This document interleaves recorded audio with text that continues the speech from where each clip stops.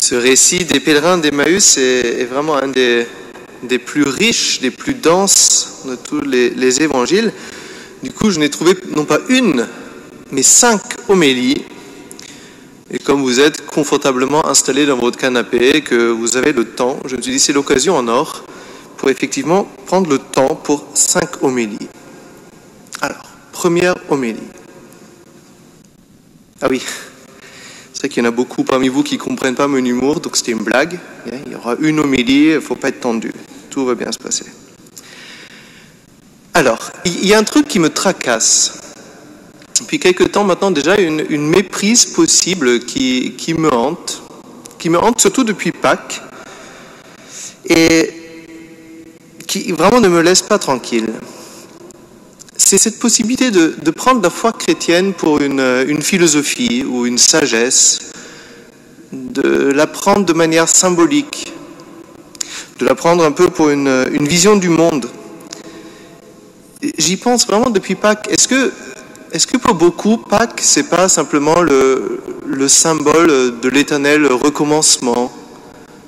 Est-ce que pour certains, la résurrection de Christ n'est pas juste une manière de dire que, voilà, après la tempête, le beau temps revient? Est-ce que tout ce que nous fêtons en ces jours-ci n'est pas pour beaucoup tout simplement une manière de puiser espérance que après les ténèbres de la nuit, eh bien l'aurore du jour se lèvera? Et puis même dans notre manière d'en prêcher sur ce mystère de Pâques, est-ce qu'on n'est pas un peu fautif parfois de laisser croire qu'il s'agit d'une spiritualité qui nous permettrait d'assumer les échecs, d'intégrer les épreuves dans le tout de notre vie?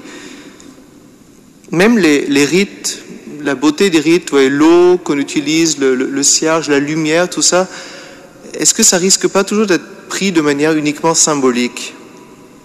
Oui, j'ai été vraiment très troublé par un texte qui circule pas mal sur les réseaux sociaux, qui est attribué au pape François, faussement attribué au pape François. Je vais vous en lire quelques extraits. Rappelez-vous que être heureux, ce n'est pas avoir un ciel sans tempête, une route sans accident, un travail sans fatigue, des relations sans déception. Être heureux, c'est trouver la force dans le pardon, l'espoir dans les batailles, la sécurité dans les moments de peur, l'amour dans la discorde. Ce n'est pas seulement célébrer les succès, mais apprendre les leçons des échecs. Être heureux, c'est arrêter de devenir une victime et devenir l'auteur de notre destin. C'est traverser les déserts pour pouvoir encore trouver un oasis au fond de notre âme. Être heureux, c'est avoir la maturité pour dire « j'ai fait des erreurs ». C'est avoir le courage de dire « je suis désolé ». C'est avoir la sensibilité de dire « j'ai besoin de toi ». C'est avoir la capacité de dire « je t'aime ».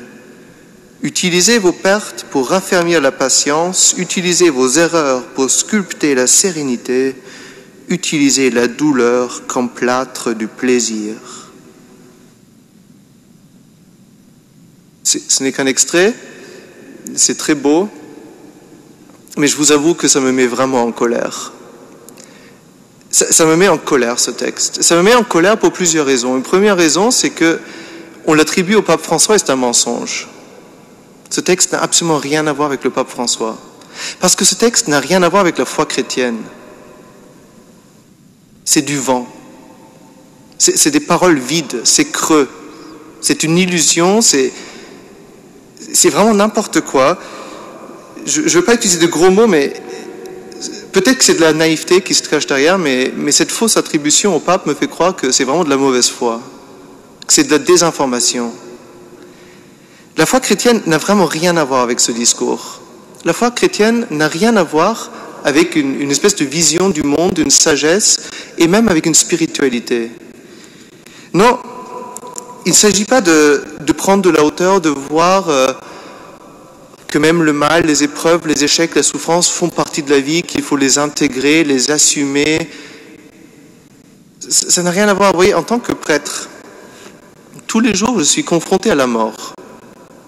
La mort par le virus, la mort par le cancer, la mort par un accident, la mort par le grand âge, la mort par une maladie, la mort d'un jeune, la mort d'un vieux, la mort d'un homme, la mort d'une femme, la mort attendue, la mort inévitable dans tous les cas. Et qu'est-ce que j'ai à opposer à ça? Une sagesse? Une vision du monde? Une spiritualité quelconque? Est-ce que je peux dire face à la mort, oui, non, voilà, l'épreuve te fera grandir, il faut intégrer les échecs, traverse le désert, tu trouveras... Mais non, mais la mort, c'est la mort. Il n'y a pas de discussion avec la mort.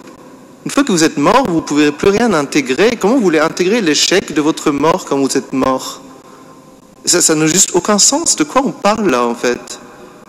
La mort vous engloutit, et puis c'est tout. Il n'y a pas à intégrer un échec pour mûrir à travers cette épreuve. Non, c'est pas du tout de ça que parle Pâques. C'est pas du tout de ça que parle la résurrection. Ce n'est pas une espèce de loi universelle qu'on intègre dans un beau récit. La foi chrétienne, c'est la foi en Jésus-Christ vivant et ressuscité. La foi en une personne, la foi en un fait historique, la résurrection de Jésus-Christ qui vient changer la donne. Le seul événement de l'histoire qui vient changer la donne. Ce n'est pas une attitude d'esprit, ce n'est pas une manière de voir, ce n'est pas une spiritualité, ce n'est pas une sagesse. Revenons peut-être au récit d'aujourd'hui. Vous voyez, il y a ces deux pauvres disciples d'Emmaüs, déçus sur la route. Nous espérions que c'était lui qui allait délivrer Israël. Nous espérions, c'est-à-dire nous n'espérons plus. Nous n'espérons plus, pourquoi? Parce que notre espoir était tout humain. Nous espérions la délivrance d'Israël de celui qu'il désigne comme un prophète puissant par ses actes et ses paroles. Ils se sont enthousiasmés pour celui qu'ils ont peut-être perçu tout simplement comme un maître spirituel qui parlait du bon grain tombé en terre, et ça n'enlève rien à la valeur de tout ça, mais si c'était que ça, eh bien voilà. Après l'euphorie, la gueule de bois du lendemain. Jésus est mort et avec Jésus, ils ont enterré leur espoir. Et alors que fait Jésus? Jésus est patient. Il les rejoint sur leur route, il marche avec eux, il les écoute, il écoute leur récit désabusé, leur récit désenchanté.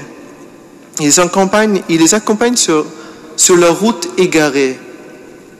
Parce qu'évidemment qu'il faut comprendre le sens de cette route. Jérusalem, c'est le temple, c'est la présence de Dieu. Et ils s'éloignent de Jérusalem vers Emmaüs. Ils s'éloignent de la présence de Dieu. Ils sont sur des chemins sans Dieu. Et c'est là où Jésus les rattrape.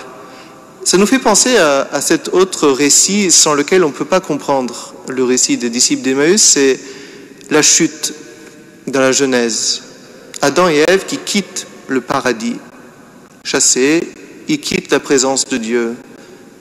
Pourquoi? Parce que leurs yeux se sont ouverts, parce qu'ils avaient acquis une lucidité. Ils ont enfin vu l'homme tel qu'il est vraiment dans sa nudité. Ils ont mangé de l'arbre du bien et du mal. Je pense que cet arbre du bien et du mal et la manière d'en manger dans leur Genèse, elle rejoint très exactement cette fausse spiritualité que je dénonce. Une espèce de lucidité sur le bien, le mal, tout ça fait partie de la vie. Il faut accepter que nous sommes des êtres nus, fragiles, faibles, mais à travers l'épreuve, nous pouvons grandir. Alors oui, il y a une espèce de claire vision d'Adam et Ève. Après avoir mangé du fruit interdit, ils se voient tels qu'ils sont. Très bien, mais voir l'homme tel qu'il est, ce n'est pas voir l'homme tel qu'il est vraiment. Voir l'homme tel qu'il est en lui-même, ce n'est pas voir l'homme tel qu'il est réellement. Parce que l'homme n'est pas un absolu, l'homme n'est pas fini en soi. Il est créé par Dieu, aimé par Dieu, pris en charge par Dieu en Jésus-Christ, mort et ressuscité pour nous. Sans Dieu, sans la référence à Dieu, sans la référence à Dieu fait homme, on ne peut pas comprendre l'homme. C'est une fausse lucidité, c'est une pseudo-lucidité. Et alors, leurs yeux s'ouvrirent et le reconnurent à la fraction du pain. Ça, c'est la vraie lucidité. Parce qu'ils voient l'homme non plus seulement tel qu'il est en lui-même, voué à la mort, mais tel qu'il est assumé par Dieu, destiné à une vie de résurrection, destiné avec Jésus, par Jésus, en Jésus, à entrer dans la bienheureuse éternité de Dieu.